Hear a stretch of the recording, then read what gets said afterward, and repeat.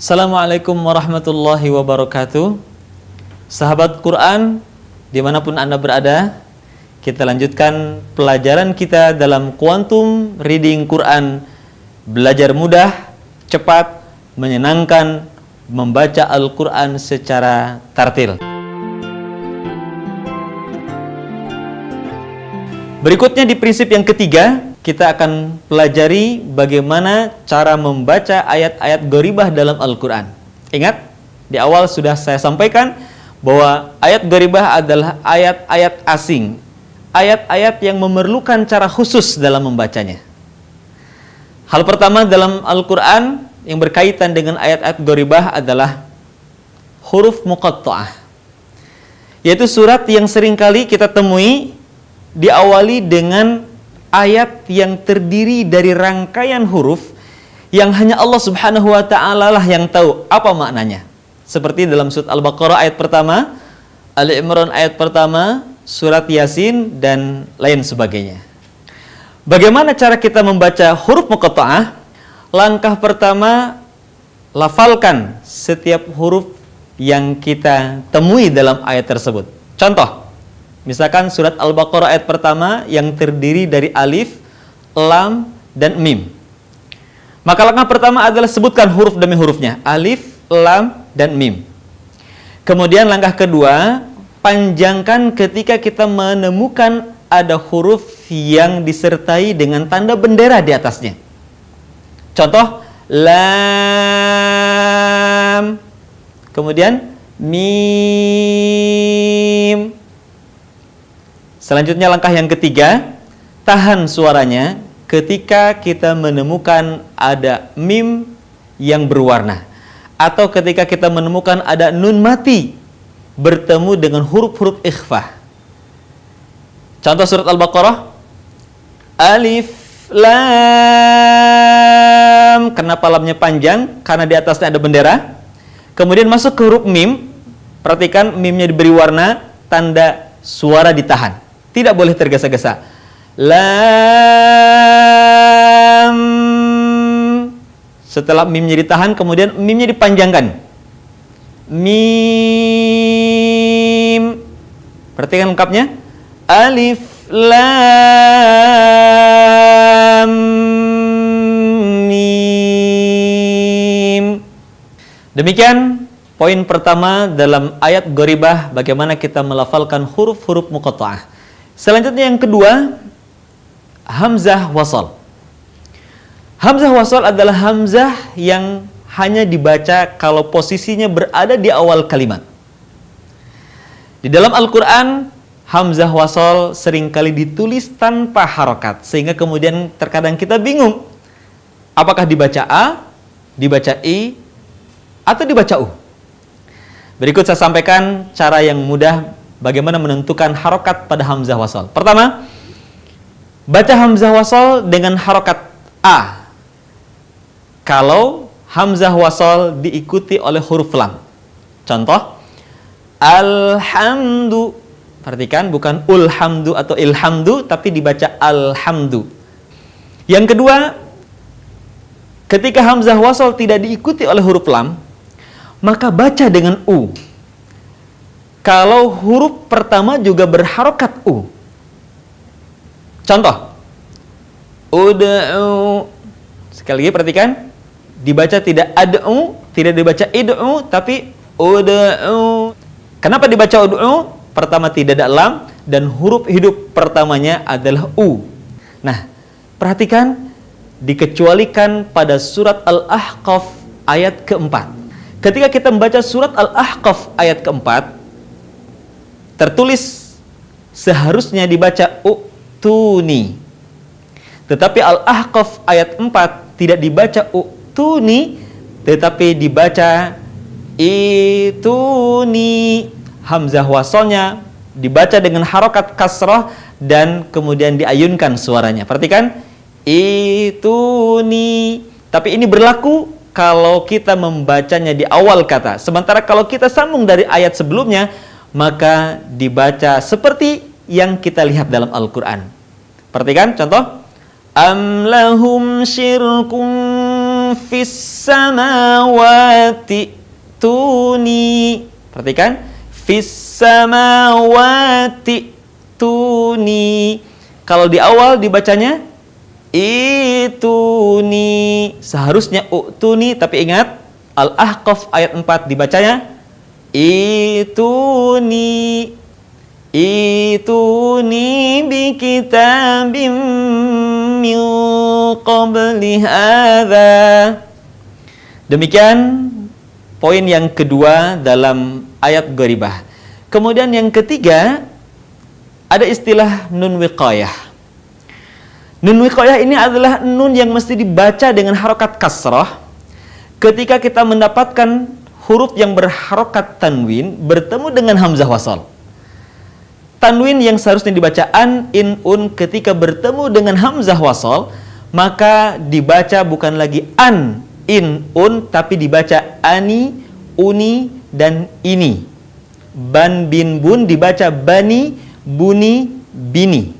Tan, tin, tun dibaca tani, tuni, tini, dan seterusnya. Contoh, perhatikan. Wailul likulli humazatin lumazatin alladzi jama'a malan wa addadah. Jadi kalau kita menyambungkan ayat pertama dengan ayat keduanya, perhatikan kata lumazatin bertemu dengan alladzi, maka lumazatin dibaca tidak menjadi tin tapi tini. Lumazatinil ladzi. Perhatikan sekali lagi.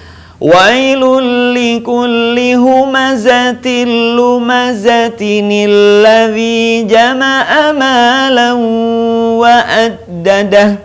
Yang keempat, sahabat Quran sekalian, kita akan menemukan di dalam Al-Quran ada ayat-ayat yang berisikan perintah untuk bersujud. Ayat tersebut disebut dengan ayat sajadah.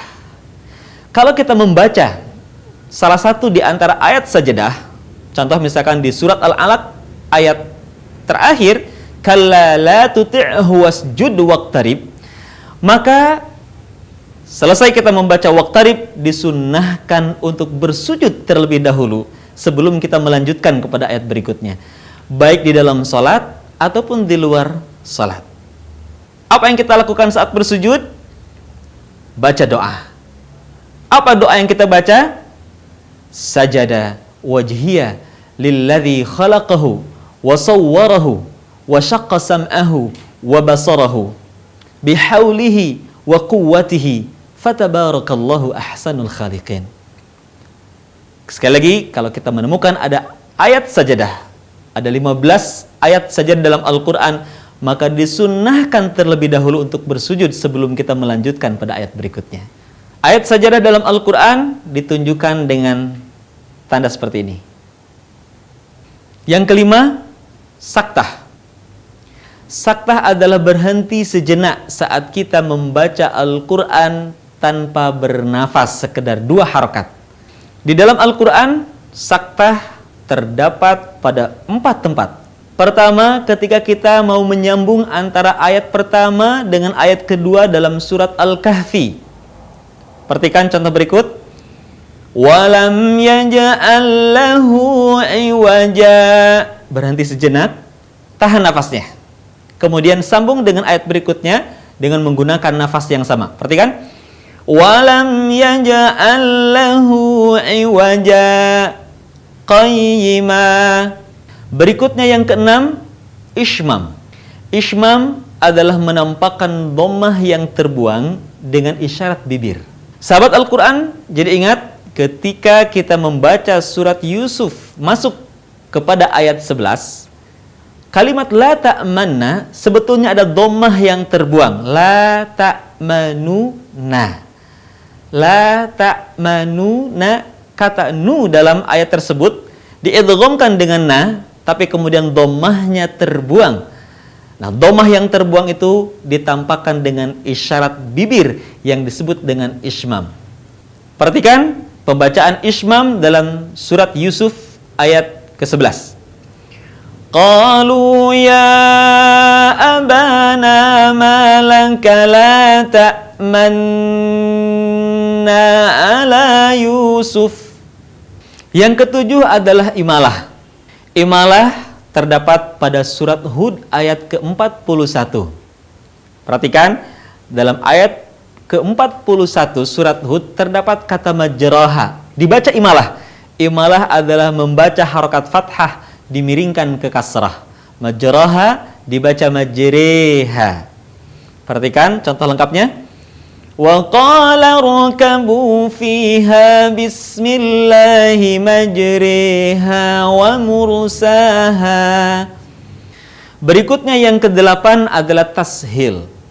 Tashil adalah membaca hamzah yang kedua dengan suara yang ringan saat kita membaca surat Fussilat ayat ke-44. Perhatikan pada Fussilat 44 ada kata a'ajamiyun. Kalimat a'ajamiyun, hamzah keduanya dibaca dengan suara yang ringan. Perhatikan contoh berikut ini. Walau ja'alnahu Qur'anan a'jamiyyan laqalu laula fussilat ayatuh a'jamiyyun wa arabi. Perhatikan, tidak dibaca a tapi a'jamiyyu wa arabi.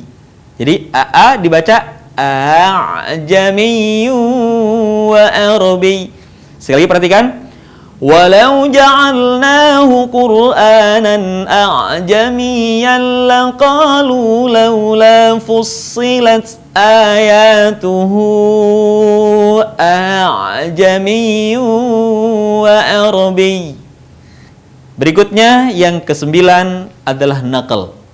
Naql adalah memindahkan harokat hamzah ke huruf sukun sebelumnya. Dalam Al-Quran, naql terdapat dalam surat Al-Hujurat ayat 11. Kalimat bi'sal ismu, hamzah yang berharokat kasrah menjadi hilang dan harokatnya kemudian dipindahkan ke huruf lam sebelumnya. Seharusnya dibaca bi'sal ismu, tetapi di naql dibaca menjadi bi'salismu. Perhatikan contohnya. Bi'salismul fusuqu ba'dal iman. Demikian naql. Dan yang ke-10 adalah as-sifrul mustadir. As-sifrul mustadir adalah bulatan penuh. Di dalam Al-Quran ada huruf alif, ya mati dan waw mati tertulis, tetapi tidak untuk dilafalkan. Nah, huruf alif, ya mati dan waw mati yang ditulis tetapi tidak dilafalkan diberi tanda as-sifrul mustadir atau diberi bulatan penuh. Contoh, ulaika. Perhatikan kata ulaika, setelah u terdapat waw, tetapi waw tersebut tidak dibaca. Perhatikan di atasnya terdapat ada bulatan penuh. Dibacanya tidak ulaika, tidak, tapi ulaika. Contoh lain, ya ulil, tidak dibaca ulil, tapi ya ulil albab. Yang ke-11, as-sifrul mustatilul qaim. Di dalam Al-Quran ada alif yang ditulis tetapi tidak dibaca, sama dengan as-sifrul mustadir, tetapi tetap dibaca panjang ketika berwakaf atau berhenti. Contoh misalkan semua kata ana dalam Al-Quran senantiasa dibaca pendek. Kalau kita baca nyambung, wala ana abidum ma abattum, tidak dibaca begini, wala ana abidun, tidak. Tapi pendekkan saja, wala ana abidum ma abattum. Tetapi ketika kita berhenti pada kata ana, maka suaranya memanjang. Wala ana. Contoh lain, wa yutafu alaihim bi aniyatin min fiddatin wa akwabin kanat qawarira. Kalau berhenti, qawarir dipanjangkan, tetapi kalau dibaca nyambung dengan ayat berikutnya, maka kata qawarira dibaca pendek. Perhatikan, wa akwabin kanat qawarira min fiddatin qaddaruha taqdira. Demikian As-Sifrul Mustatilul Qaim. Kemudian yang ke-12, ada ayat yang boleh dibaca dengan dua cara, yaitu ketika kita membaca surat Ar-Rum ayat 54, kata dha'fin dan dha'fa pada ayat tersebut boleh dibaca dengan menggunakan harokat dhammah menjadi du'fin, du'fa. Perhatikan contoh cara pertama. Allahul ladzi khalaqakum min dha'fin thumma ja'ala min ba'di dha'fin quwwah thumma ja'ala min ba'di quwwatin dha'fan wa shaybah. Contoh cara yang kedua. Allahul ladzi khalaqakum min du'fin thumma ja'ala min ba'di du'fin quwwah thumma ja'ala min ba'di quwwatin du'fan wa shaybah.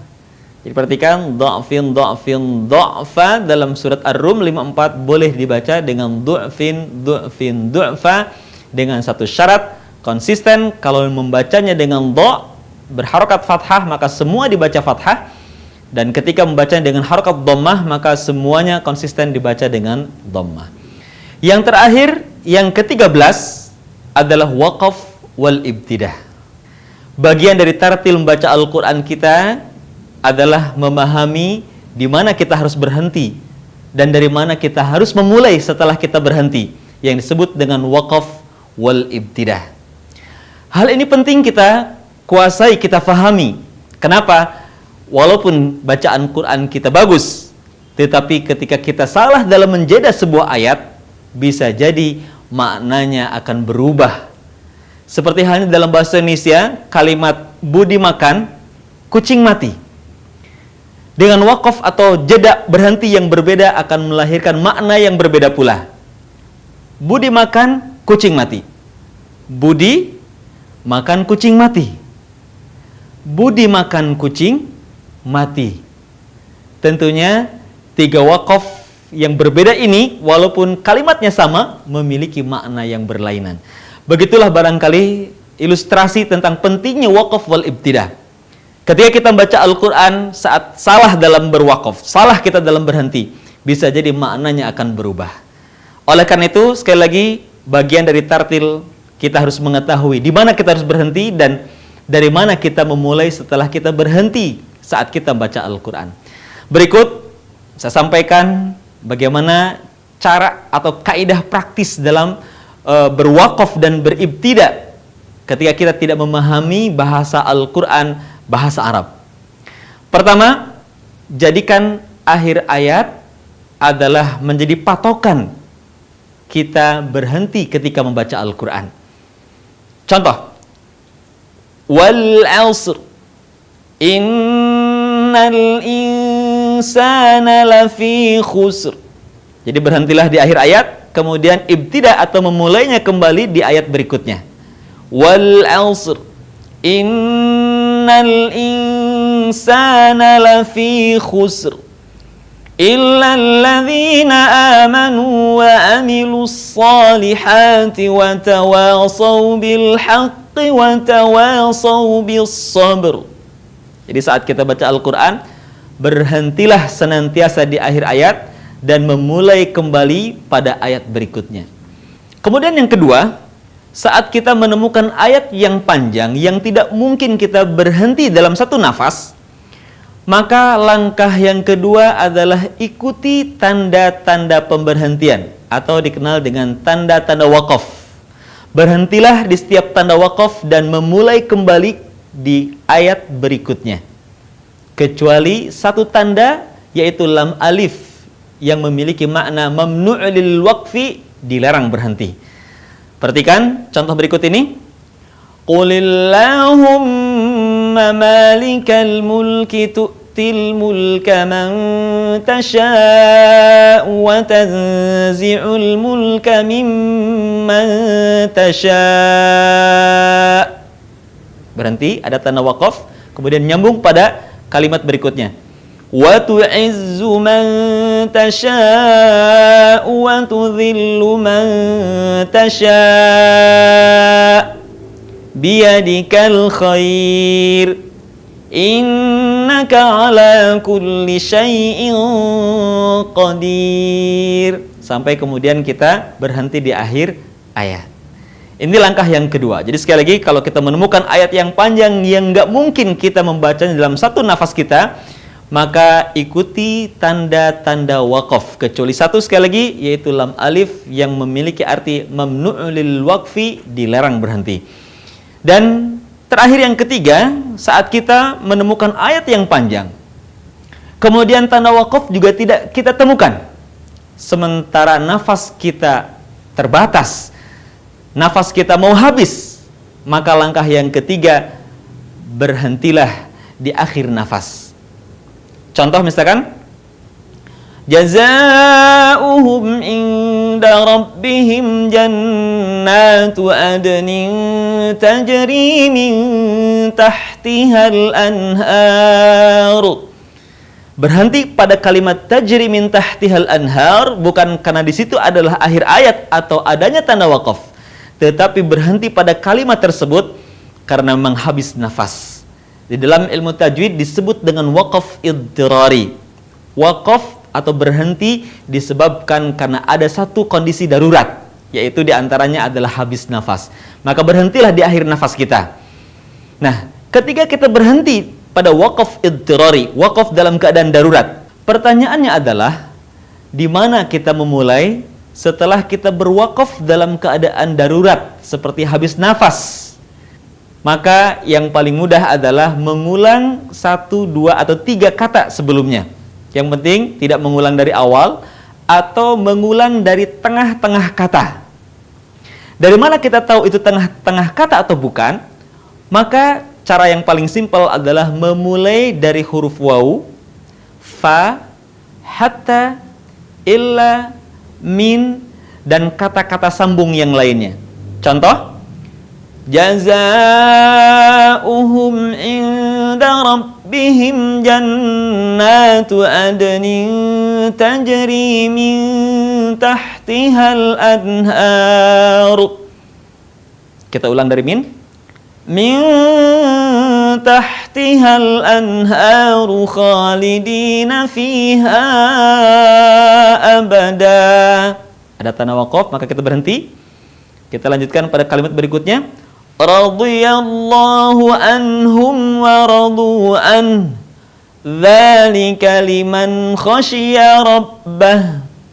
Demikian panduan praktis dalam berwakaf dan beribtida saat kita membaca Al-Quran. Dan seiring dengan selesainya wakaf dan ibtida, selesai pula pelajaran kita dalam metode quantum reading Quran. Mudah-mudahan Allah Subhanahu wa Ta'ala menjadikan kita semua menjadi keluarganya yang istimewa di sisi Allah Subhanahu wa Ta'ala. Sebagaimana Rasulullah sallallahu alaihi wasallam pernah bersabda, Inna lillahi ahlina minan nas. Sesungguhnya Allah Subhanahu wa Ta'ala memiliki keluarga di antara manusia. Para sahabat bertanya, manhum ya Rasulullah? Para sahabat bertanya, siapa ya Rasulullah keluarga Allah yang begitu istimewa di antara manusia? Maka Rasulullah SAW menjawab, Ahlul Quran huwa ahlullahi fil ardi wa khassatuhu. Ahli Al-Quran, dialah keluarga Allah di muka bumi ini dan orang-orang yang istimewa di sisinya. Mudah-mudahan Allah Subhanahu wa Ta'ala memberikan kekuatan kepada kita semua agar kita bisa menjadikan diri kita orang-orang yang layak disebut sebagai Ahlul Quran di muka bumi ini. Billahi taufiq hidayah. Assalamualaikum warahmatullahi wabarakatuh.